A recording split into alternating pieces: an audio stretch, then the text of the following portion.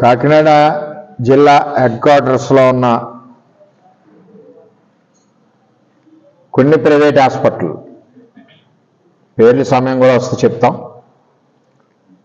ముఖ్యంగా ఆరోగ్యశ్రీ గురించి వెళ్తే మా నియోజకవర్గం నుంచి వెళ్ళిన చాలామందికి కూడా ఒక కాలు ఫ్రాక్చర్ అయిందనుకోండి, అది ఆరోగ్యశ్రీలో టోటల్గా క్యూర్ చేయవలసిన బాధ్యత హాస్పిటల్ది, బిల్ ఇవ్వాల్సిన బాధ్యత ప్రభుత్వానికి జరుగుతున్నాయి. ఆ ఫ్రాక్చర్ అయిన కాలుకి దానికి ఏదో సాకు చెప్పి అదనంగా 50,000, 60,000, లక్ష, లక్షన్నర డిమాండ్ చేసి తీసుకుంటున్నారు.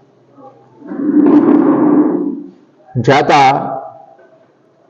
పేదవాళ్ళు చాలా ఇబ్బంది పడుతున్నారు. ఇటువంటి కేసులు నేను ఆల్రెడీ 1-2 కేసులు నేను డిఎంఎండ్హెచ్ఓ దృష్టిలో కూడా పెట్టడం జరిగింది. ఆయన కూడా యాక్షన్ తీసుకోవడం జరిగింది.